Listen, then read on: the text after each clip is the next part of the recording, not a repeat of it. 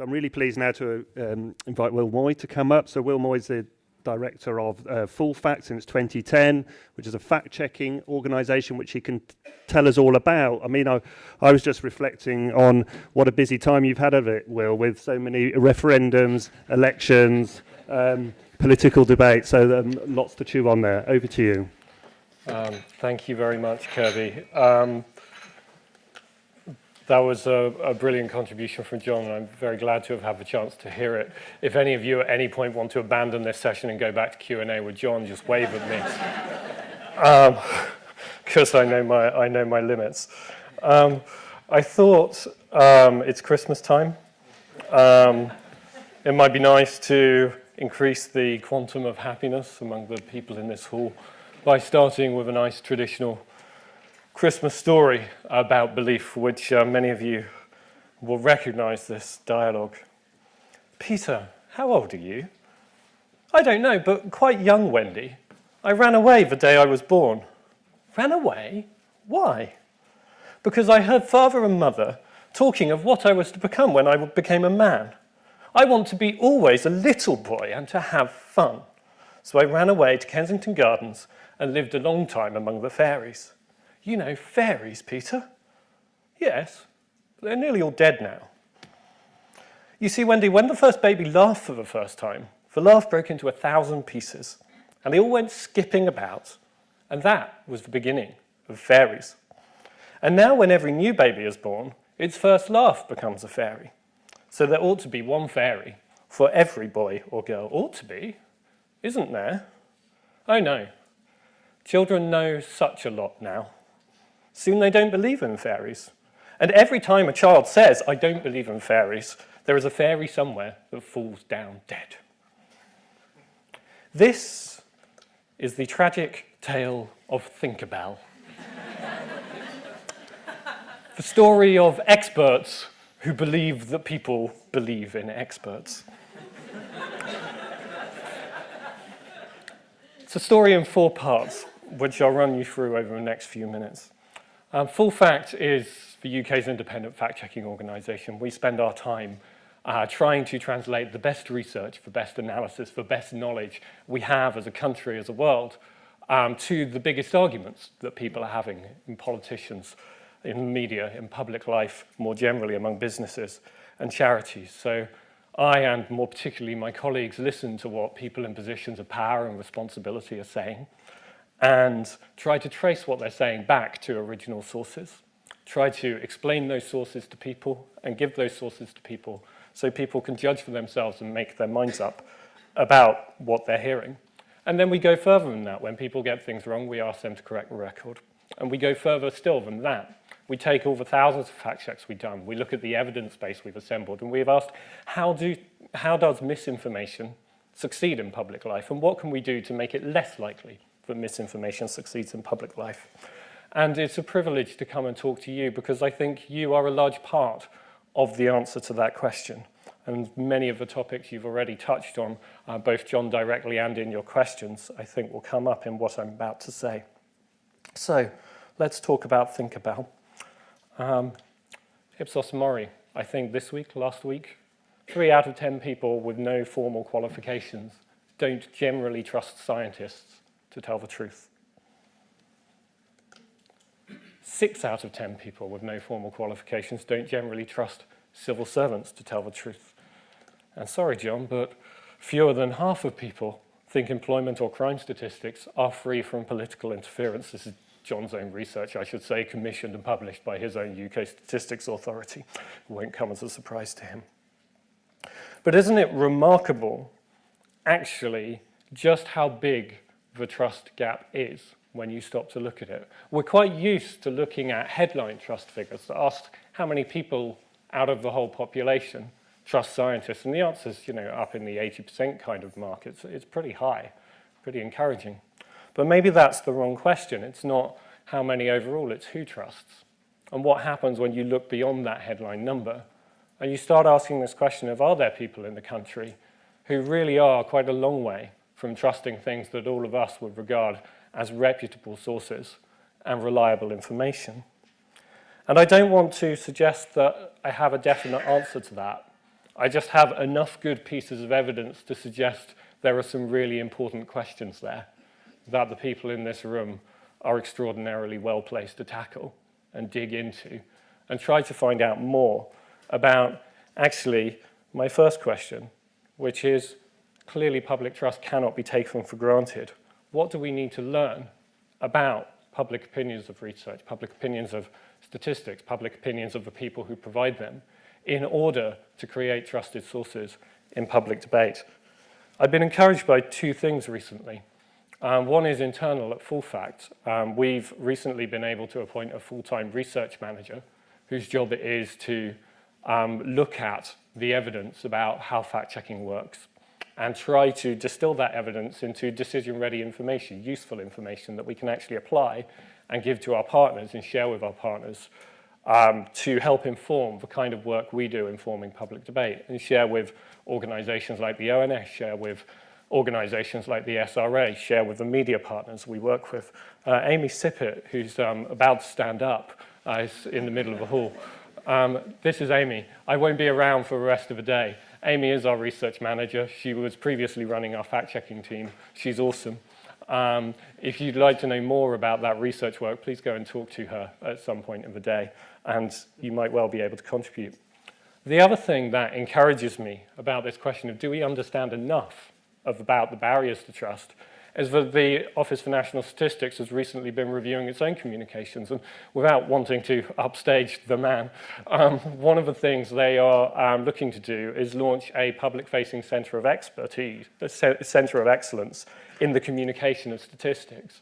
And one of the questions I hope that centre will grapple with is actually what do we know about our audience and what do we know about trust from those audiences? How do we begin to understand the people we're trying to communicate with?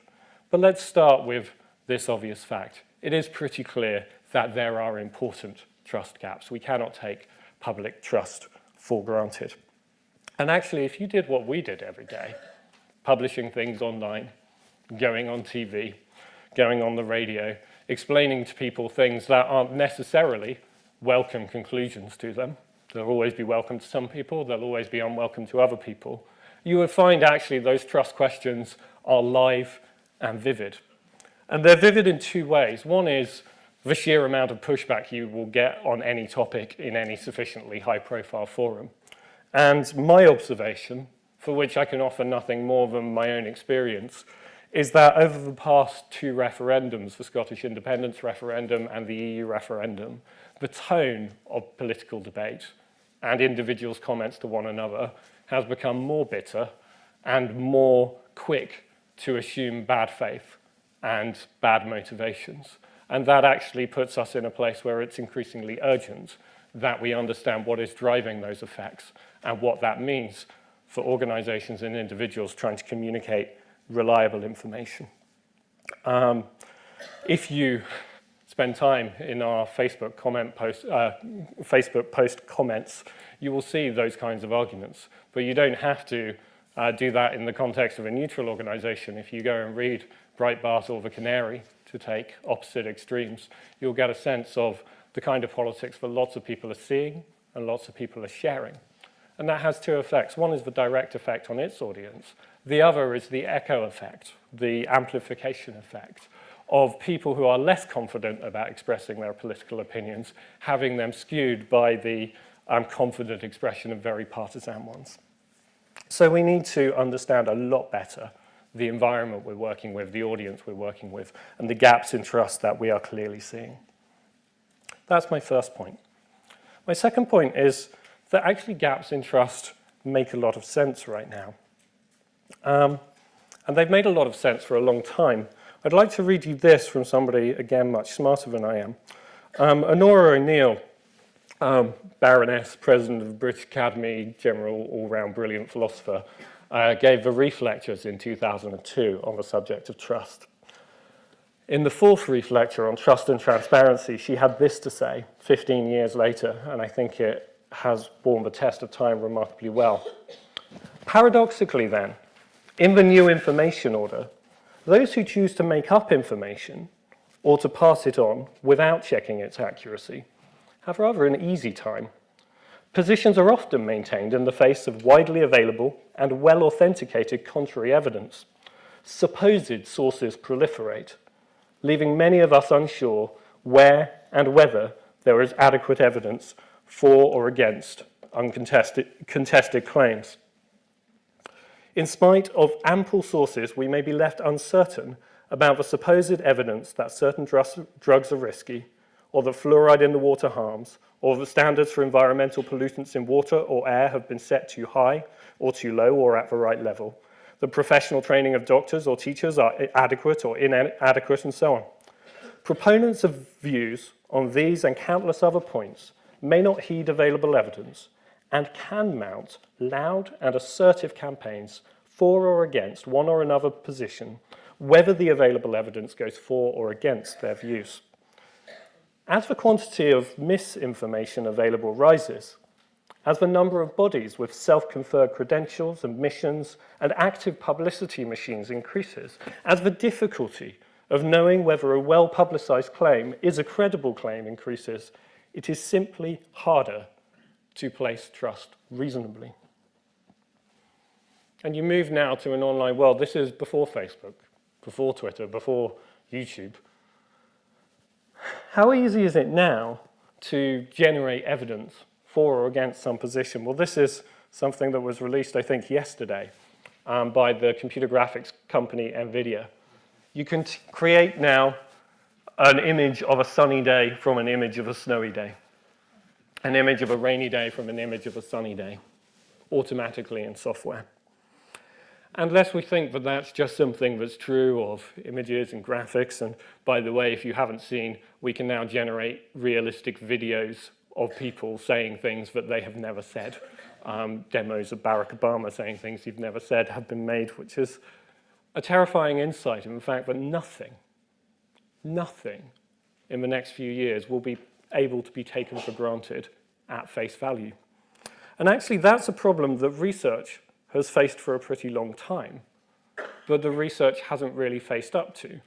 We're all aware of the ability to generate research that looks semi-plausibly like it supports almost any political point of view. It's almost the definition of what a think tank does, if you're uncharitable about what think tanks do.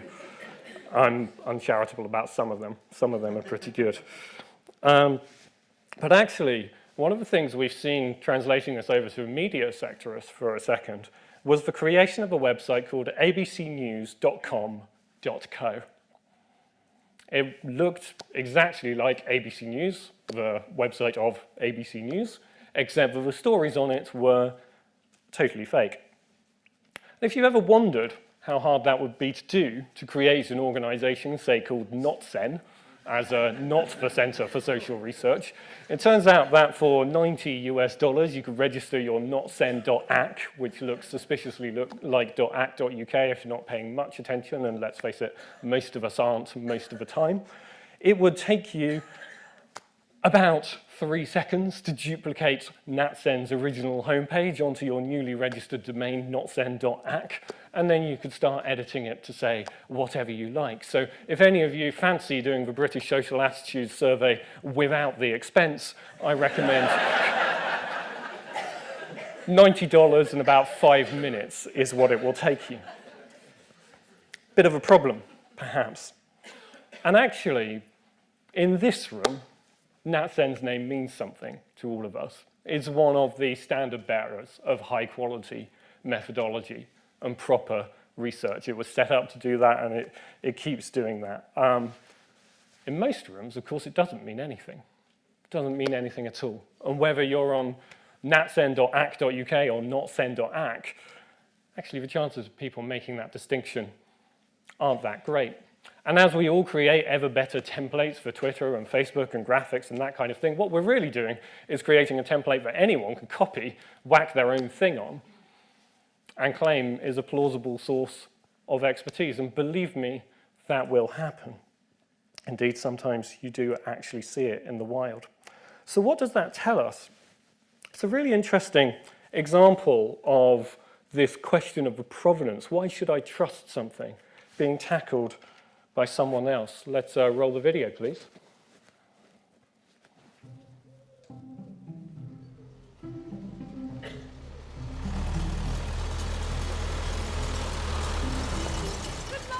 You must be Shauna. I'm John. So you ready for a long, hard day's work? Okay. What are we doing then? We're just going to put them in this pen up here. Check everybody's all right. What do I do? Go through here and we'll take these ones this way. Right. No, don't go that way! Well done. You're a natural. So, where are these cows from originally? Every beast I have is born and bred in Scotland. Right, okay. Can you not tell by the moo? Something that I do worry about with my daughter is quality. My beef is all Scotch assured, and this is the stuff they're raised on. Good Scottish grass.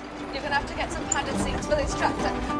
This is what it's all been about. Oh, that is absolutely delicious. Is that British enough for you? I am so sorry about that. I thought the meat from Lidl was just from somewhere else. You've completely opened my eyes. It's fantastic.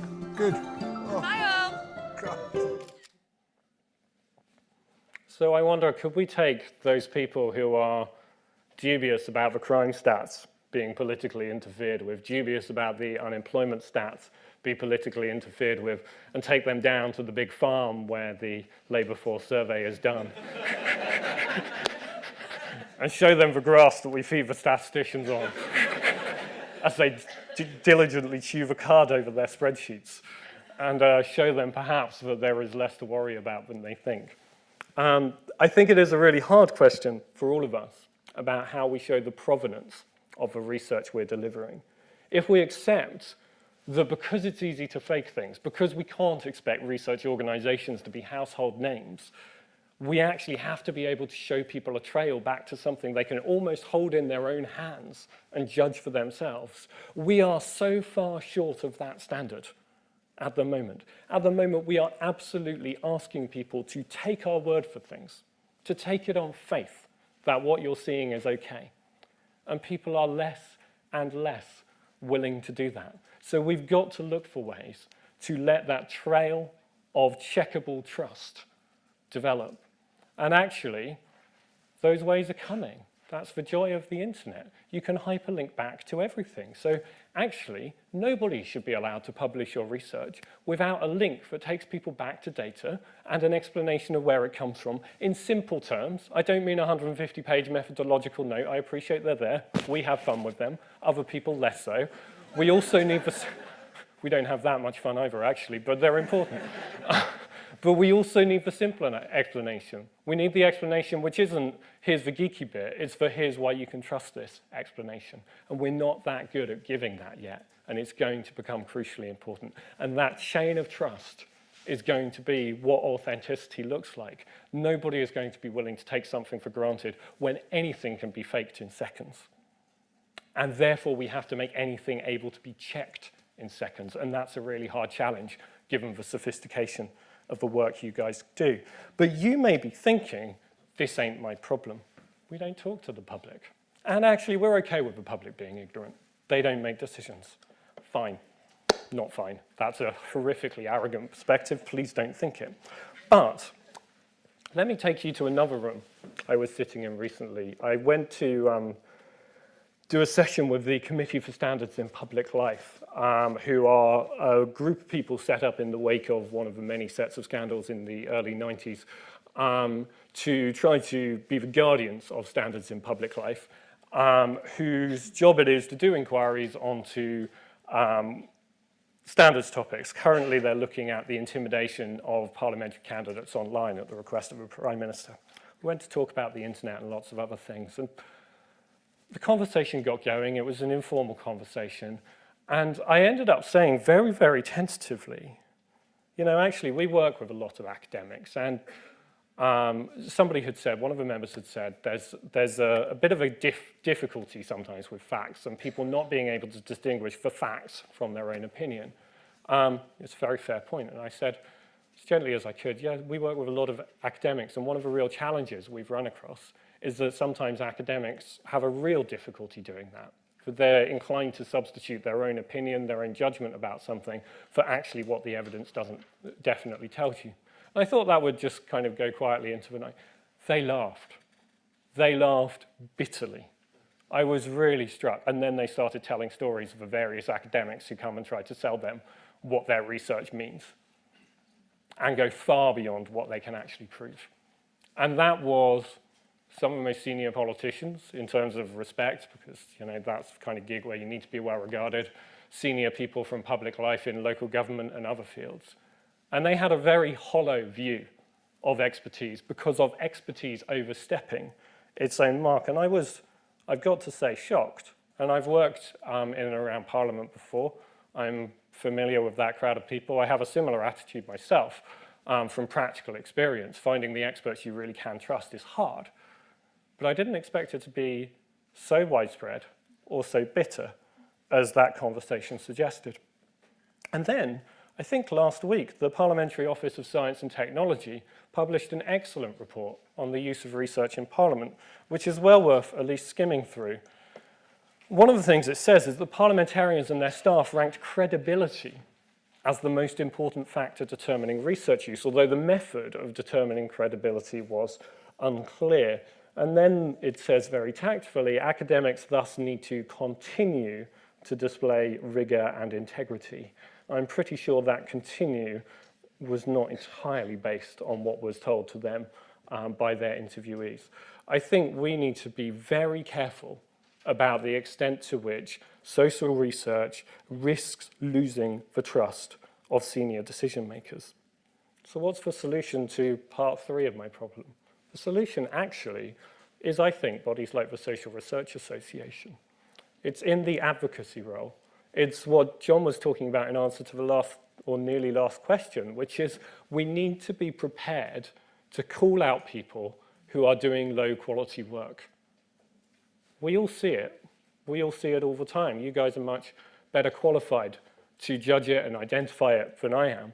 But actually, a lot of poor work gets passed on as if they are definitive conclusions. And there is a sort of politeness around researchers. Researchers tend not to be too clear-cut in their criticisms of one another. It's a difficult job and methodological choices are hard.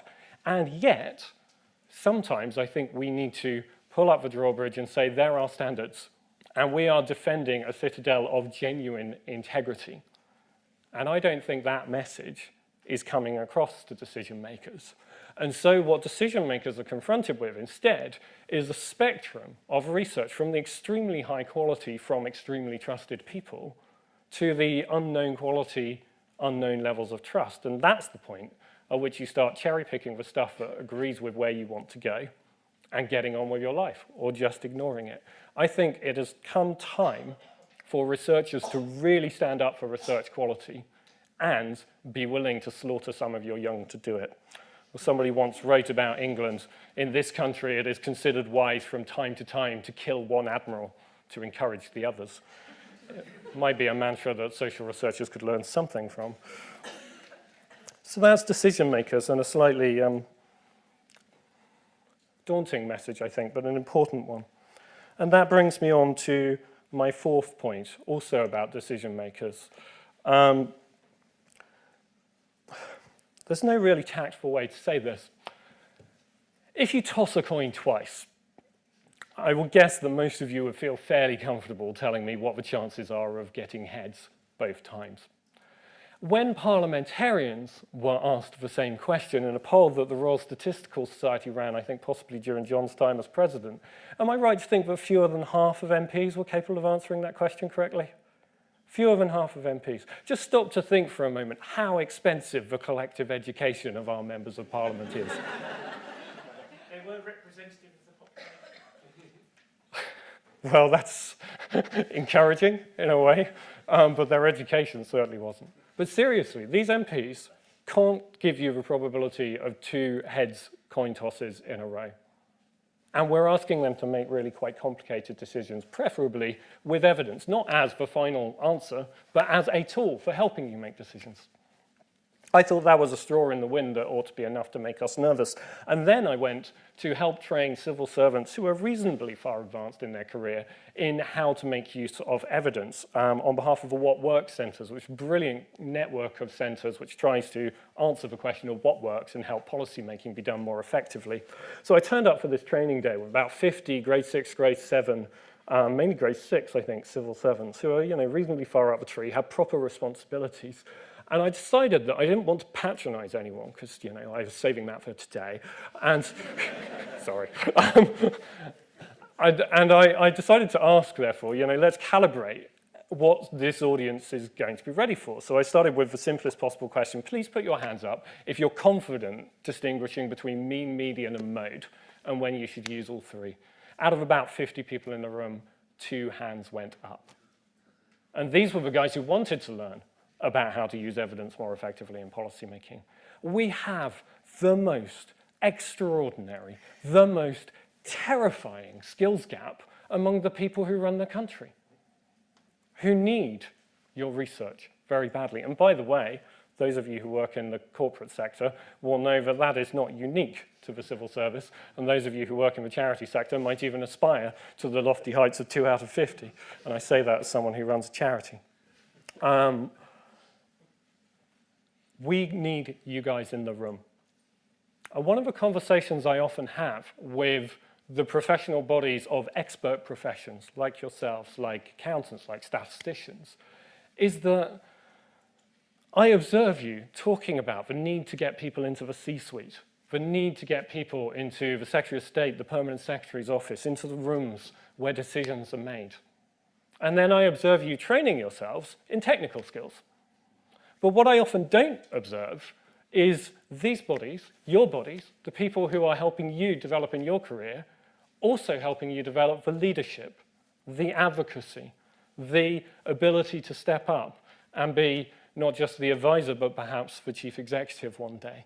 And I just wonder, actually, if the time hasn't come for you guys who have the skill sets we so badly need to raise your ambitions and raise the ambitions of your association as well and say, actually, part of what you need to be training us for, is to be in the boardroom and to be able to make a really big impact in the boardroom because you are needed there very badly. So those are my 4 observations from distilled from many, many stories I could tell you about the front line of fighting political bullshit. Firstly, that public trust cannot be taken for granted. We need to learn more urgently about what the issues are and how to tackle them. You can help us. If you want to help us, please talk to Amy.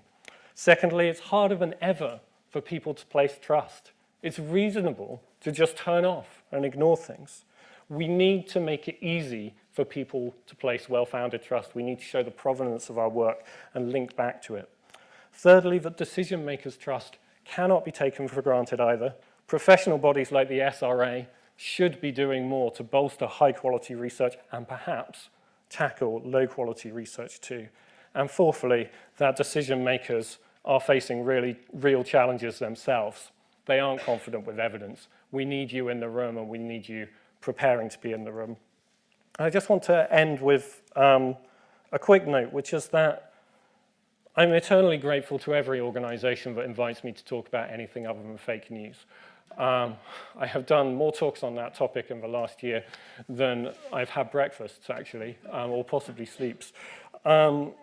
Fake news is a global moral panic, which is driving all kinds of policy making. It's also the world's worst diagnosis of a policy problem ever. It's too vague to be remotely useful. It's actually a term used to attack proper research and proper news by people with things to hide. So we should stop talking about fake news. But the DCMS Select Committee is doing an inquiry on it. The Committee of Standards in Public Life is talking about it.